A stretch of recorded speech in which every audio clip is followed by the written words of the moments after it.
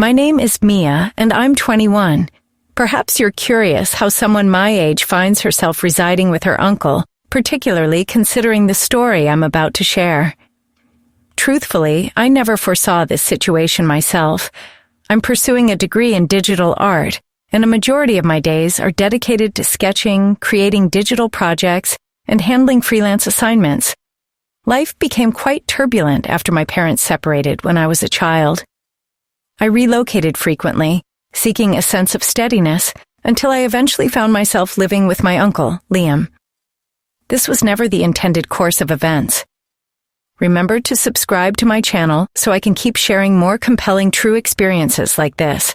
And please, watch this video all the way through and give it a thumbs up because this narrative is truly captivating. Show your support by hitting that like button. It all began when my mother had to relocate for her job, and I required a place to live while completing my university studies. Liam, my uncle, was the sole relative able to offer assistance. He's been wedded to his wife, Sophia, for several years.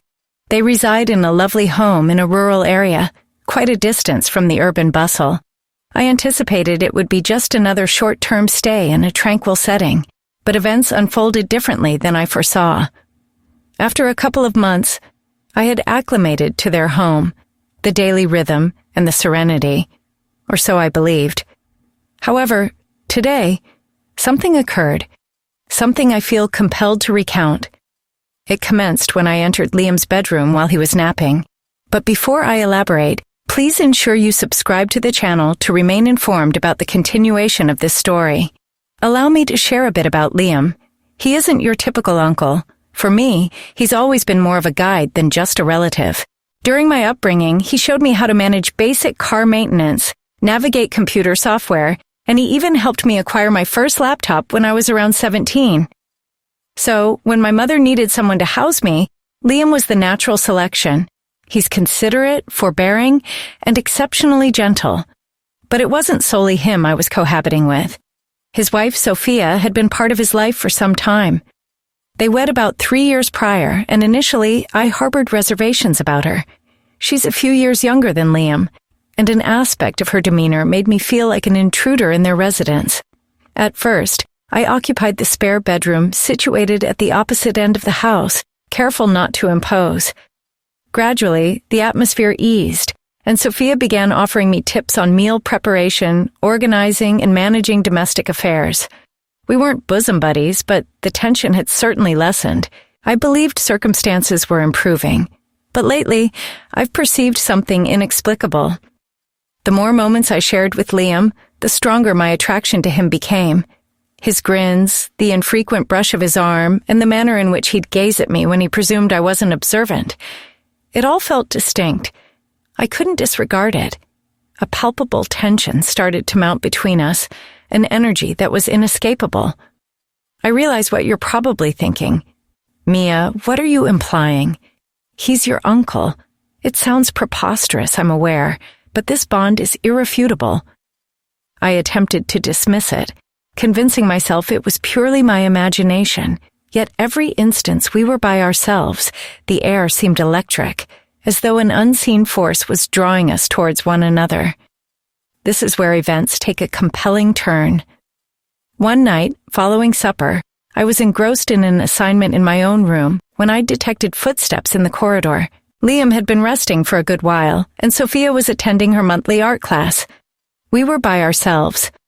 Initially, I didn't pay it much mind, but then I heard the door to his bedroom gently open. I paused momentarily, uncertain whether to let him sleep or to enter. Yet, an impulse drew me towards him. Silently, I pushed open the door, striving not to rouse him. He was supine, one arm tucked behind his head, appearing tranquil in his slumber. The illumination from the street lamp outside cast gentle contours on his face, rendering him almost ethereal. I remained there for a short while, my heart pounding. I could sense my cheeks warming, my pulse accelerating. I'd never experienced this sensation before. Perhaps I merely wished to observe him, or perhaps it signified something more profound. I was unsure. My reflections were cut short when I inadvertently brushed against a small music box on his nightstand. The chime caused Liam to stir. His eyes fluttered open, and for an instant, our gazes met. There was bewilderment in his eyes, but also another emotion, something I couldn't quite decipher. He blinked several times, attempting to focus on me, then emitted a sleepy chuckle. "Mia, what brings you here?" he inquired, his voice heavy with sleep. My heart was thumping as I fumbled for the appropriate words. I didn't want to seem like I was prying, but I was at a loss as to how to account for my presence. My throat felt constricted. I didn't intend to disturb you," I stuttered, feeling a wave of self-consciousness. Liam rose gradually, rubbing his eyes. He offered me a smile, the familiar, kind, patient smile he always had. Yet today, there was a novel quality in his gaze, something that set my heart fluttering. He observed me for a second before responding. "It's all right," he murmured softly. "You know you can always confide in me, Mia. I'm here for you." I nodded, but my thoughts were chaotic. I was unsure how to manage this peculiar sensation. The atmosphere in the room felt dense, and I noticed my breathing quicken. "I just wanted to chat," I whispered. Liam's smile diminished slightly, and I thought I detected a fleeting doubt in his eyes before it disappeared. He patted the space on the bed beside him. "Come sit. You can always speak with me," he stated warmly. I hesitated for an instant, uncertain, but an internal force propelled me. Without conscious thought, I sat beside him. The strain between us was palpable, more intense than before. I could sense the warmth radiating from his body next to mine, his subtle aftershave scenting the air. We were so near I could discern his respiration and the gentle movement of his chest with every breath. My heart pounded once more, and slowly, almost as if in a trance, I glanced up at him. Our faces were so proximate I could feel his nearness. His expression was tender, hesitant, yet there was an additional element, a flicker that made my skin prickle. "Mia, are you all right?" Liam inquired gently. Before I could reply, I found myself leaning closer. My pulse was thrumming, and my breath hitched. I couldn't articulate it, but everything felt incredibly potent, as if the very air vibrated with energy. Liam didn't retreat. His eyes remained locked on mine with a quiet fervor. He said nothing, but his breathing accelerated, echoing my own. The room seemed to grow warmer, the quiet between us deepening with unuttered sentiments. My mind was a vortex. Every preceding event had culminated in this instant. I couldn't restrain myself. Gradually, I inclined forward, my lips quivering as if in a reverie. They grazed his initially, tentative, unsure. But then, as his lips met mine, soft and tender, I couldn't hold back. My thoughts shrieked at me to halt, but my body disobeyed. I needed this. I desired this. Liam's hand cupped my face, guiding me nearer, while his other arm rested beside me, his fingers brushing my arm. I could feel the warmth of his touch. The kiss intensified, and soon it became difficult to distinguish where his lips ended and mine commenced. The external world faded away. It was merely the two of us, ensnared in this undeniable bond. My mind swirled with bewilderment, culpability, but also a peculiar sense of correctness. What were we engaged in? Why did it feel so essential? There were no words to articulate it, no rationale behind it. He drew back for a mere instant, his forehead resting against mine. Our breathing was labored, each inhalation unsteady and drawn out. I could feel his pulse against my skin, synchronizing with the rapid tempo of my own heart. "Mia," his voice was subdued, laden with a profounder emotion. "We shouldn't—" But I wasn't certain I concurred. A part of me declined to recognize any justification to cease. Slowly, I reached for his hand, lacing my fingers with his.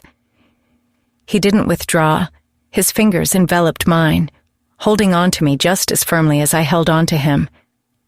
Our eyes connected, and for a protracted moment, we remained silent. The gravity of everything hung in the air between us. Should we? Could we? My hand instinctively moved to the nape of his neck, drawing him closer. I kissed him again, this time without reluctance, without apprehension, only the overpowering urge to remain near him, to feel his nearness. Liam's hand glided down my spine, pulling me nearer. The contact of our bodies rendered everything incredibly potent. I had no idea where this was leading, but I didn't mind. I wished to linger in this moment where only the two of us existed. My heart hammered in my chest as his lips traveled to my neck, pressing soft kisses against my skin. I could feel his breath against my ear, sending a tremor down my spine. It was unlike anything I'd ever encountered before. Intimate, consuming, and profoundly improper, yet exhilarating in a manner I couldn't articulate. "Are you certain about this?" he breathed against my skin, his voice thick with longing. "I don't want to cause you pain." I shut my eyes, attempting to find my voice. Everything within me shrieked to halt, to pull away, but I couldn't. The yearning was too intense, the need too compelling. I didn't want to reflect any longer, didn't want to question anything. I simply wanted to be with him. "I'm sure," I murmured, my hands moving over his chest, feeling the warmth of his skin beneath my fingertips. "I want this, Liam. I want you." His lips found mine once more, and this time the kiss was deeper, more insistent. There was no retreating now. The world beyond this room was inconsequential. There was only the way he made me feel. Desired, needed, and alive in a fashion I had never known before. The room appeared to contract around us, the light fading as the intensity of our bond escalated. Every touch, every kiss, felt like a pledge of something more, something neither of us fully grasped, but we were both prepared to discover. I could feel his heartbeat, steady against mine, aligning with the rhythm of my own. And even though a fragment of me still battled against the actuality of what was transpiring, a much larger part of me yielded completely. It wasn't merely kissing anymore. It was more than that. It was a connection I couldn't elucidate, a tie that transcended words. "I've desired this for so long," Liam whispered, his breath warm against my lips. I could scarcely process his words as my hands explored him, feeling the firmness of his muscles beneath his skin, his heat, the way he responded to me. But there was no turning back now. There was only the pull between us, drawing us closer in a way neither of us had foreseen. Time seemed to suspend as we lost ourselves in one another, in the quiet cadence of our kisses, the warmth of our touches. And for the first time, everything felt appropriate. In the stillness of the room, we were no longer just uncle and niece. We were two individuals bound by something deeper, something more intense than anything I had ever experienced. The atmosphere between Liam and me remained heavy with suspense, neither of us stirring, neither of us uttering a word. The quiet was abruptly broken by the sound of the main entrance opening on the ground floor. We both became rigid. My heart pounded, and I hastily drew away from Liam, alarm surging through me. What had we just done? What was transpiring between us? A wave of guilt washed over me, yet it was intermingled with something else, a desire I couldn't deny. I felt ensnared between the moment we had just experienced and the stark realization that we were caught in something not easily rectified. Liam didn't move immediately. His gaze was fixed on mine, but his expression was inscrutable. I could still feel the warmth between us, the lingering intimacy that hadn't yet vanished. "Mia," he breathed, his voice tense. Before he could utter more, the sound of footsteps resonated up the staircase. Liam then heard a voice, one I instantly identified. My heart plummeted. It was Sophia. I leaped off the bed, my breathing rapid and shallow. I was at a complete loss. My mind darted in every direction, but I couldn't conjure an escape from this. Was I truly about to confront her after what had just occurred? The door to Liam's room creaked open, and there she stood. Sophia, framed in the doorway, astonishment etched on her face. Her eyes darted between Liam and me, bewilderment crossing her features as she absorbed the situation. "Mia? Liam? What is happening here?" she inquired, her tone hesitant. Yet there was an undercurrent, perhaps an instinct that signaled something was amiss. I felt the color drain from my cheeks. Sophia's presence was like a shock of icy water, and in that instant, everything felt profoundly wrong. There was no way to account for this, no way to vindicate what had just transpired between Liam and me. My throat constricted as I fumbled for words. I stammered, unsure what to articulate. Liam, now seated on the edge of the bed, appeared equally bewildered, his hand rubbing the back of his neck, clearly discomfited and uncertain how to explain. Sophia's gaze shifted from him to me, and an unvoiced comprehension passed between us. It was as if, in that solitary moment, everything transformed. Sophia knew something had occurred, something that ought not to have. However, her response was not what I anticipated. Instead of fury or letdown, there was only a profound, disquieting sorrow in her eyes. She entered the room, shutting the door behind her. Her demeanor was authoritative, and the room descended into a peculiar, strained quiet, like the stillness preceding a tempest. "Mia, you need to grasp something," Sophia stated gently, her voice softer than I would have predicted. "There's more to this situation than you perceive, more than either of you comprehend." I looked at her, my mind awash with confusion. What did she imply? What more could there be? The silence persisted even after Sophia departed, her words lingering in the atmosphere, leaving an imprint on both of us. Despite all the bewilderment, her composed understanding and proposal of guidance offered me something unforeseen: hope. Sophia wasn't irate. She didn't ostracize us. Instead, she provided us an opportunity that felt delicate and precarious, yet it existed. I glanced at Liam. His face was a blend of culpability and confusion, and something else I couldn't quite discern. He was averting my gaze, his hands fidgeting nervously. I knew he felt the gravity of what had transpired, the way our lives had unexpectedly intersected. But the more I contemplated it, the more I recognized that none of this had been premeditated by anyone. Events had unraveled beyond our influence. What I was certain of was that we couldn't disregard it. We couldn't feign that nothing had occurred. Sophia was correct about that. The emotions, the bewilderment, everything needed to be confronted and dealt with directly. "Liam," I murmured, my voice quivering slightly, "what course do we take now?" Liam looked at me, his eyes filled with a medley of emotions. "I don't know, Mia. I don't know what to feel, what to think. I don't know if I should be furious, contrite, or if I'm even permitted to feel anything at all." His voice fractured, betraying the internal conflict in his words. He was caught between the profound bond we had shared and his fidelity to Sophia, his spouse. The predicament couldn't be resolved in a single discussion. It wasn't that straightforward. I drew a deep breath and moved towards him, closing the space between us. I wanted to extend a hand to him, to console him, but I was uncertain if that was the appropriate action. I no longer knew what was right. "I don't believe we'll resolve everything immediately," I said gently. "But I think we must communicate, be truthful with one another. This is too intricate to overlook." Liam nodded slowly, his expression grave but not irate. "Yes, I know. I don't know where to begin." I took his hand. The touch was both reassuring and laden with unexpressed sentiment.